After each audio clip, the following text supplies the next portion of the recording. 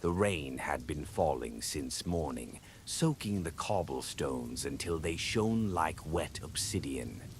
Inside the tavern, the fire hummed in its hearth, and the smell of roasted mutton hung heavy in the air.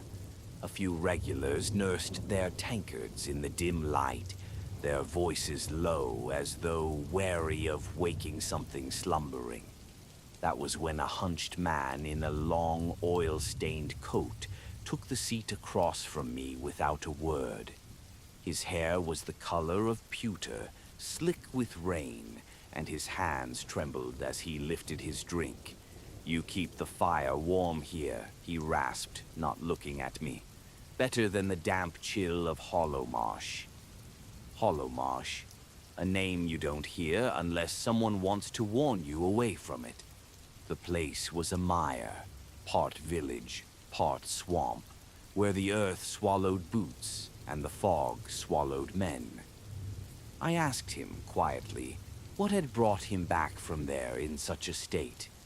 "I'm a clockmaker," he said, voice almost swallowed by the hiss of the fire. Or I was, before I saw what time really is. He told me how he'd been summoned by a wealthy recluse named Lord Ravelock, who lived on the edge of the marsh in a crumbling stone manor. Ravelock had sent a letter sealed in red wax, offering a sum of gold so large that the clockmaker couldn't refuse. The request was simple: repair a grand old clock in the manor's tower. The clock had been silent for generations, its hands frozen at midnight. The journey to Hollowmarsh was long and wet. He described the narrow causeway that wound through stagnant pools of black water, where frogs sat silent on driftwood and the air stank of rot. The manor itself rose like a broken tooth out of the mist, its windows dim, its stones slick with moss. Inside, Ravelock greeted him with the stiffness of a man unused to company. Tall, gaunt, his face sharp as if carved from bone. He led the clockmaker up spiraling stairs to the tower, where the great clock sat, its iron gears the size of barrels, coated in dust and old grease. It was a fine piece of work once, the man told me, his eyes fixed on the tabletop. But it wasn't the workmanship that chilled me. It was the carvings, faces, dozens of them, etched into the wood of the housing. Each face was screaming. Lord Ravelock lingered in the corner, watching as the clockmaker set to work.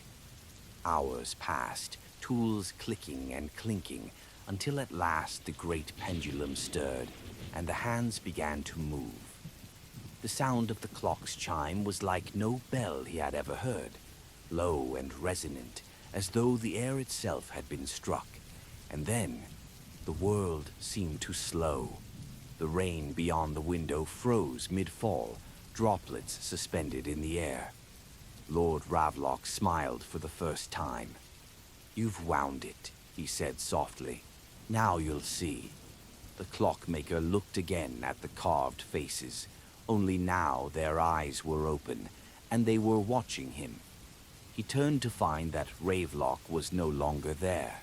In his place stood a younger man, vibrant, healthy, smiling as if newly freed. From somewhere below, a chorus of voices rose, overlapping, pleading. The air in the tower thickened, each breath an effort. "I saw the gears turning," the man in my tavern said, "and inside them, I swear I saw lives, moments, births, deaths, all meshed together like cogs.